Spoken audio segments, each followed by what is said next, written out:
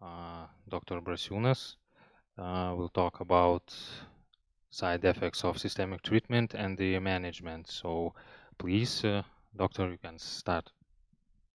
Thank you. Good afternoon. I am medical oncologist Vytautas Brasiūnas from the Department of Chemotherapy at the National Cancer Institute. And the topic of my presentation, side effects of systemic therapies for prostate cancer and their management. On this slide we see the prostate cancer prognosis, local prostate cancer overall survival, for 5-year overall survival is about 100%, non-metastatic castration-resistant prostate cancer, about 60%, 5-year overall survival, metastatic castration-sensitive prostate cancer survival is about up to 50%, and we see that metastatic castration-resistant prostatic cancer overall 5-year survival is just about 20%. Prostate cancer is a continuum of different disease stages, and in this slide we see they are shown different phases of the disease, asymptomatic phase of the disease, non-metastatic, metastatic phase of the disease, hormone-sensitive, castration-resistant phase of the disease. And in the diagram we see the evolution of the prostate cancer to metastatic disease and what treatments we usually prescribe for patients during the evolution, the progression of the disease. And this recently the paradigm of the management of the prostatic cancer, especially metastatic prostatic cancer, has changed, and the new paradigm is from 2015, the earlier the treatment, the better the results we have, applying different treatments that are available currently for treating metastatic prostate cancer. Important factor in treatment goal: how long lasts the phase of the disease. In this diagram we see the earlier mentioned phases of the disease, and we see that in the approach that was used for many years, metastatic castration-resistant prostatic cancer, overall survival, and phases of symptomatic limited treatment, and then symptomatic heavily treated patients, they differ from patients who are treated by new recommendations where treatment is applied early at the beginning of the development of the metastatic prostate cancer. And we see that with applying early treatment, chemotherapy or other second generation hormonal therapies, we can reduce the time of symptoms by quality time and improve overall survival. And this is important also choosing treatments, considering the side effects of treatments, toxicity profile of chemotherapy, and toxicity profile of hormonal therapies, especially second generation hormonal therapies. And now in our practice, we usually apply early chemotherapy, 6 courses of docetaxel, and continue hormonal therapy, or there is also the possibility to prescribe second generation hormonal agents. In this slide, we see prostate cancer treatments that were approved recently in 10 years, and there are 2 chemotherapeutic agents that we use. This is docetaxel and cabazitaxel. Cabazitaxel was approved in 2010. It was the second chemotherapeutic agent that we are able to use to treat with progressive prostatic cancer. And we see that almost every 2 years we had another agent, abiraterone, enzalutamide, radium-223. There are also an array of new treatments with different, like immunotherapies, pembrolizumab, also new anti-androgens, and now we have also the possibility to prescribe targeted therapies according to the mutation status for patients with metastatic prostate cancer.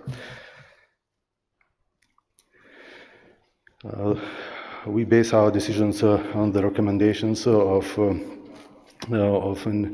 National Cancer Center network recommendations, and these are pretty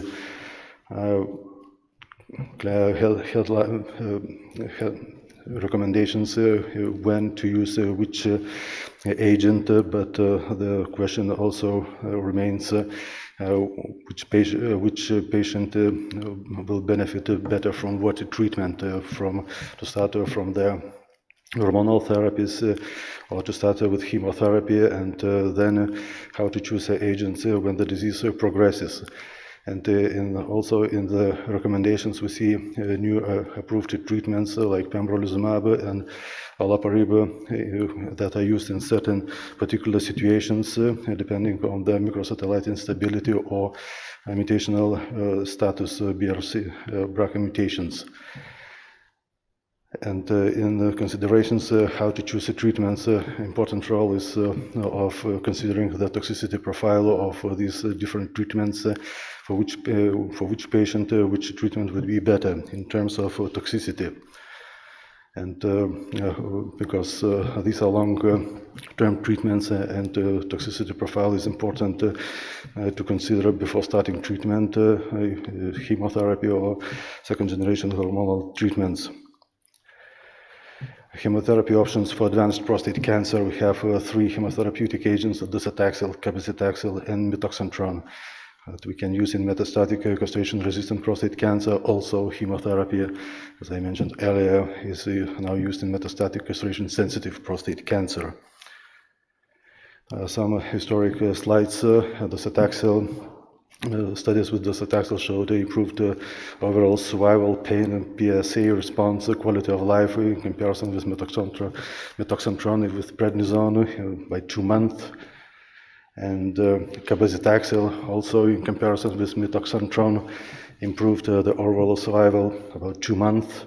And so these treatments were approved, chemotherapeutic agents were approved for use in everyday practice, and docetaxel is about 30 years in practice, cabazitaxel about 10 years in practice, so there is experience with these medications, with the toxicity profile, how to handle these treatments, complications, and how to avoid complications prescribing these treatments. Contraindications for docetaxel. The main contraindications: absolute, relative, neuropathy, dementia, allergic reactions, previous severe toxicity, including hypersensitivity to the drug, uncontrolled serious disease, infectious, inflammatory, autoimmune diseases. Absolute contraindications for docetaxel is low neutrophil count, poor general condition, performance status 3. And relative contraindications, comorbidities unrelated to prostate cancer, frailty, and we have to evaluate the patient in general for these chemotherapy, to prescribe these chemotherapeutic agents, and because sometimes we use docetaxel prescribed to challenge with docetaxel, so it's important to evaluate the patient, the treatments that were prescribed before, the current status of the patient, comorbidities, and other factors to prescribe the treatments safely. Docetaxel side effects. The main side effects is fatigue. We see in this slide, and the main concern prescribing this treatment is neutropenia, febrile neutropenia, infections with neutropenia, septic complications. And to avoid these complications, usually we have to prescribe granulocyte colony stimulating factors, and but we have to be always to check for possible complications while prescribing docetaxel or cabazitaxel. This slide represents the results of the TROPIC study that cabazitaxel prednisone was compared with mitoxantrone, We see the tumor response rates and the toxicity. Also for cabazitaxel, most important treatment side effects and possible complications. These are neutropenia and neutropenic sepsis, also diarrhea and also neuropathy. This is the diagram, how should we assess the patient before prescribing treatments, especially chemotherapy. And these are criteria. Overall assessment should be done. Performance status more than 2. Inadequate organ function, liver, lung, neurological, hematological function changes, comorbidities, previous toxicities. And if there are criteria indicating that the patient could, as we cannot prescribe chemotherapy regimens, then we propose treatments by radium-223 or alternative docetaxel regimens. If there are no risk factors, the patient is no elderly patient, we can prescribe chemotherapy, docetaxel. And for elderly patient, it's necessary to evaluate the patient, make the geriatric evaluation. It's necessary to make necessary medical interventions if there is a need for such, and then reevaluate the patient and look what treatment is possible for an elderly patient, if we can prescribe docetaxel or other treatments, alternative docetaxel regimens or radium-223. These are asthma metastatic prostate cancer treatment recommendations for hormone-naive disease. We see 2 types of disease, low burden, high burden. And for these diseases also we prescribe early chemotherapy or second-generation hormonal therapies with the radiotherapy, and for high burden without radiotherapy. And also before prescribing these treatments to evaluate the possible toxicities, the general status of the patient, comorbidities, other factors to prescribe these treatments safely. Treatment of metastatic castration-sensitive prostate cancer. We have options now to effective treatment modalities. This is a new standard. One of these treatment methods should be given for metastatic castration-sensitive prostate cancer. All patients during treatment for prostate cancer should receive these treatments. First docetaxel or androgen receptor inhibitors or vice versa. In this slide, we see that the shorter treatment with docetaxel is with similar survival comparing to the abiraterone, and this is based on the estimations and charted and latitude results, study results, and also in considering how to choose these treatments, we have to keep in mind the toxicity profile of these treatments, and for particular patient to evaluate the risk factors of possible toxicity and efficiency also.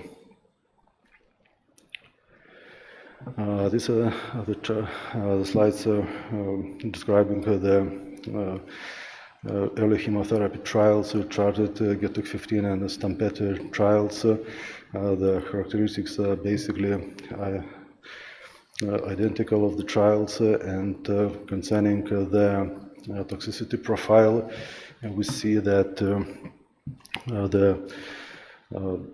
prescribing 6 courses of chemotherapy with docetaxel, we have these are the same almost secondary effects, adverse reactions, grade 3-5 hematological toxicity is most important, neutropenia, febrile neutropenia, infection with neutropenia. Also neuropathy could develop during the treatment of 6 cycles of chemotherapy, diarrhea, and fatigue. Another important factor to consider, and this is everyday practice challenge. This is the age of the patient. Usually, the age is not a contraindication to prescribe treatments like chemotherapy, docetaxel, cabazitaxel, but we have clearly to evaluate the patient if the patient is suitable for these kind of treatments. And in this diagram, we see that in the future, the increase of patients in these age groups, 65 to 84, and especially patients with 85 years old and plus, will increase in the coming years. These patients that come will for the treatment, we see that increase up to 67% patients above 65 years old.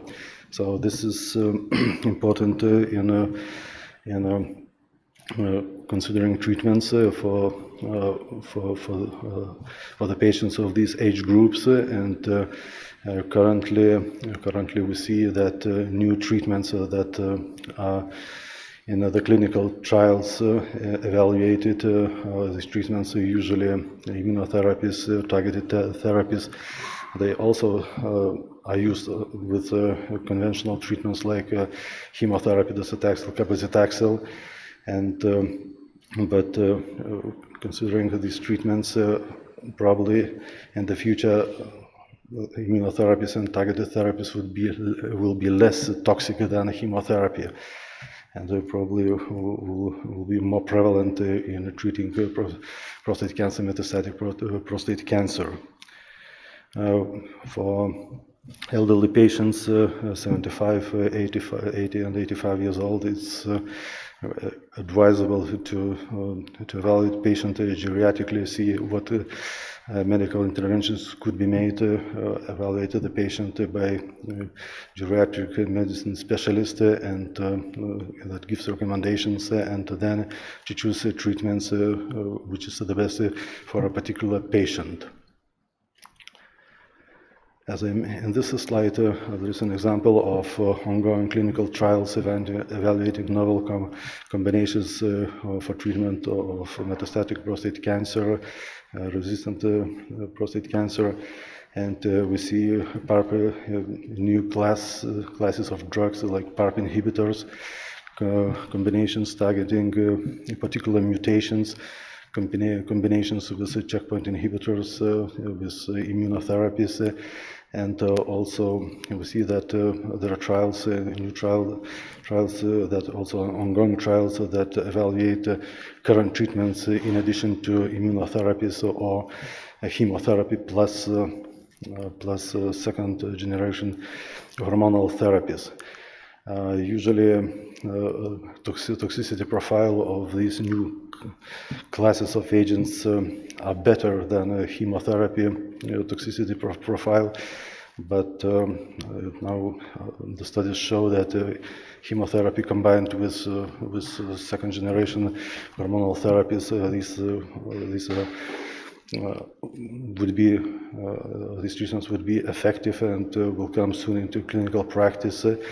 And in everyday practice, medical oncologists will have to evaluate these multiple agent treatments for their toxicity, and to choose treatments for